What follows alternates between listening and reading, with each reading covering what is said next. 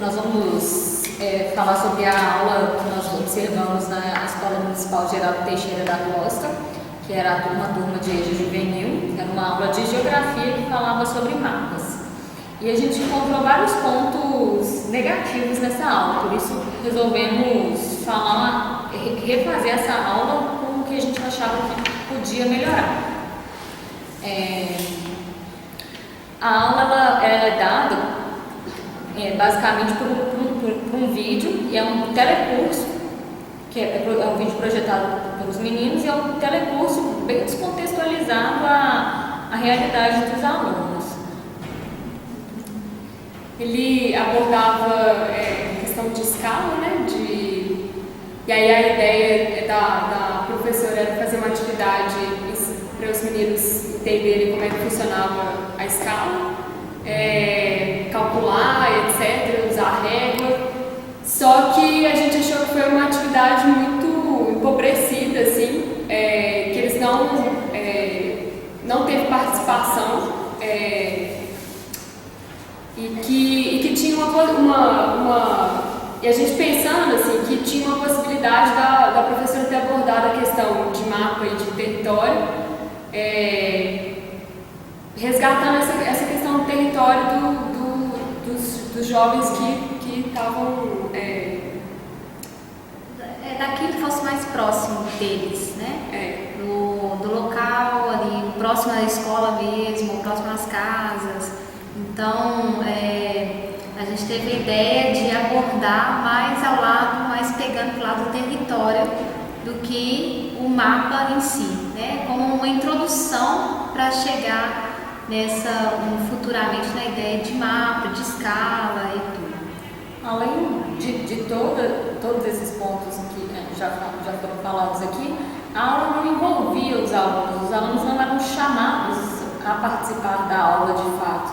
Então era um outro ponto que a gente queria que os meninos, que os adolescentes se envolvessem mesmo, trazer as experiências deles para dentro de sala. Então a gente pensou mais nessa questão do território, das noções de espacialidade, trazer essas questões mesmo.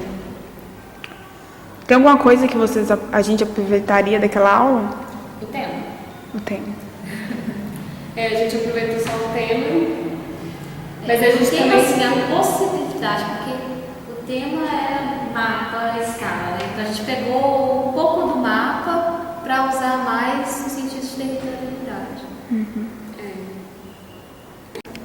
Agora, coisas que devem ser ponderadas a respeito sobre a construção de um planejamento, né? Que eu acho que a gente deve usar de vários recursos tecnológicos. Então, usar de uma videoaula, usar de algum outro recurso, né? De mais do que quer que seja, né? Isso não torna a aula uma aula ruim ou não, né? Cada um aprende de um jeito, né? Então, a gente tem que trazer o aluno, né? Para que ele sinta pertencente àquele lugar e que ele queira aprender aquilo, né? Que esteja sendo transmitido, né? E cada um aprende de um jeito. E eu acho que é importante, assim, usar, né? De vários recursos. Agora, o uso do recurso sem uma análise crítica por trás daquele, né? daquele material,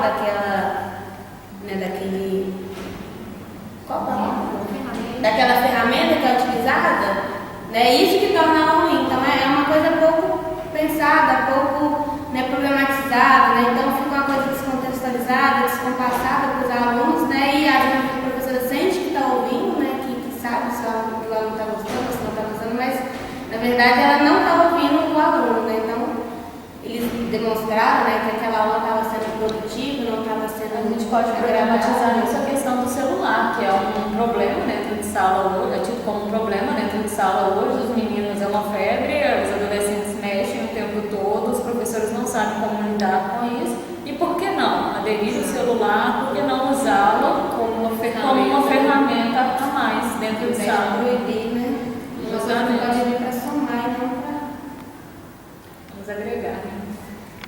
Eu acho que quando a gente foi analisar a aula, alguns pontos assim chamaram a atenção, deixaram a gente meio que chateado, assim, mobilizaram a gente. Que é o que a Camila falou também, o uso do celular, então a gente quis colocar isso na nossa aula ideal, assim, trazer essa tecnologia para dentro da sala e não demonizar ela e tratando ela fato dos alunos não se mobilizarem, aquele conteúdo não trazer nada para eles, não significar, não ter uma ligação, a gente quis trazer isso também. O que mais? Então, assim, no primeiro momento chamou muita atenção a configuração dessa EJA juvenil, que é 25 alunos, são menos alunos na turma. Tem a questão da televisão, mas aí os meninos falaram, o uso completamente banal, assim, não tem com essa estrutura toda, eles podem fazer passeios e esses passeios também não tem uma ligação com eles, assim, é o que tem que ser uma visão pedagógica, então assim, é isso também que a gente vai trabalhar na nossa aula ideal. Eu acho que é isso. A questão que a gente falou dos 25 alunos, então a sala, a configuração da mais tinha todo um potencial para ser um trabalho super bacana, um trabalho diferente, menos alunos, o formato da sala já é em semicírculo, só que tem o uso de tecnologias com fácil alcance dentro da sala, mas se perdeu ali, faltou alguma coisa. Até mesmo o uso do telecurso, né? Que mostra lá um vídeo do Niemeyer. Não, no caso, não foi do telecurso. Eles para piorar a situação, eles interrompem a aula por uma outra urgência, né? Eles iam fazer uma excursão, então assim, para eles não chegarem lá sem nada na casa do baile, passou um vídeo da casa do baile. Eles iam fazer uma excursão no dia seguinte. Uma trilha muito bacana que ligou eles naquele momento, mas a professora quebra essa ligação e fala que ali não é um boate porque eles estão dançando. E aí no conteúdo do vídeo nada mais liga eles, né? Pra falar de cimento. Quando pouco que aparece que interessou a eles, que era a música que a professora cortou e aparece a figura do Niemeyer, e eles começam a comentar sobre ele, a professora corta também, fica quieto, presta atenção no vídeo.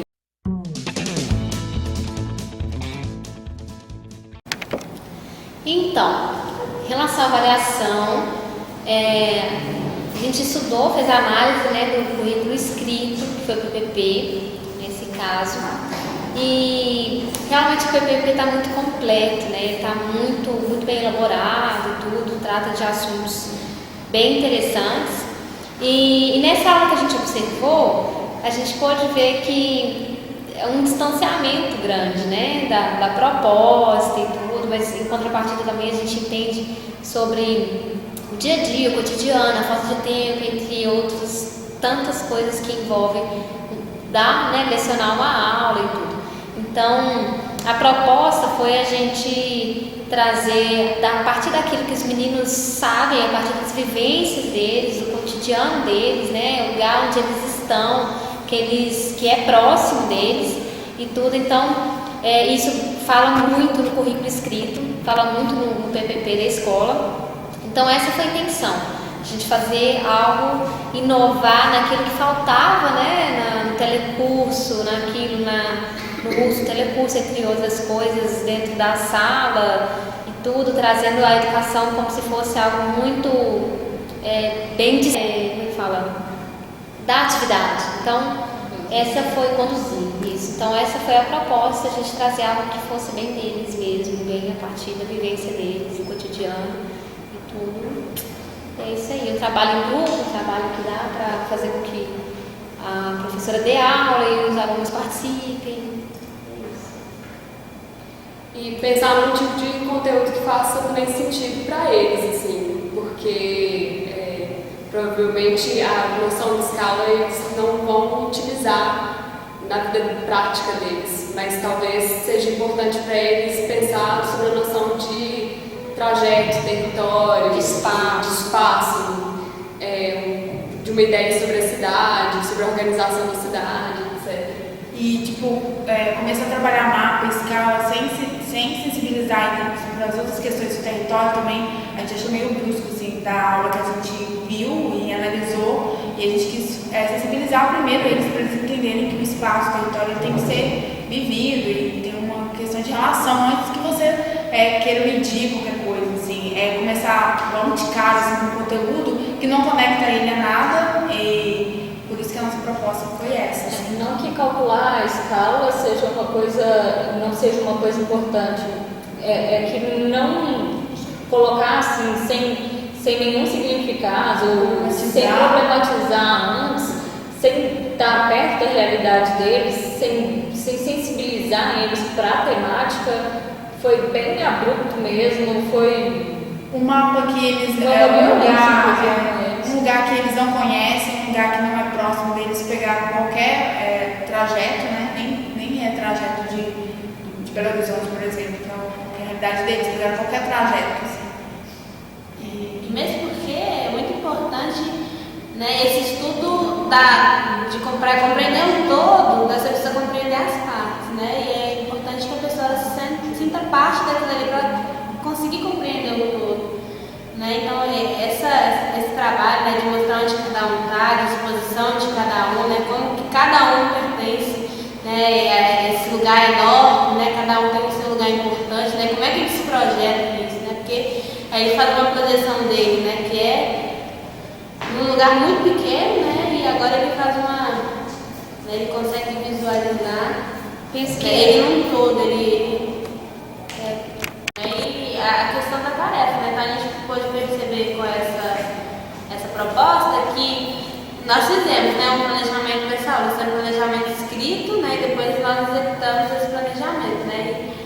E a gente viu que a gente não consegue garantir que tudo que a gente espera se concretize na prática, né? Mas quando a gente está presente, né, e além de a gente ter planejado uma coisa, a gente reflete sobre aquilo que está acontecendo, né, você não deixa transparecer, você não deixa se efetivar, você não deixa acontecer, né, o fato de achar que o conhecimento é né, sendo que a gente tem que aproveitar os vários conhecimentos, porque a curriculação é isso, né, acontece vários conhecimentos ali no meio daquilo ali que você tem que saber.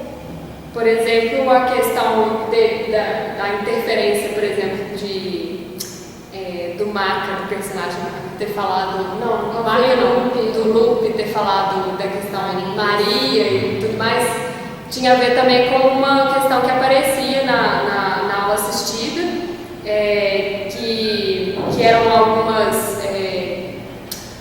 algumas interações entre eles que eram muito machistas, etc. E isso aconteceu espontaneamente na gravação. E aí a gente decidiu que a professora ia fazer uma intervenção também espontaneamente. Assim.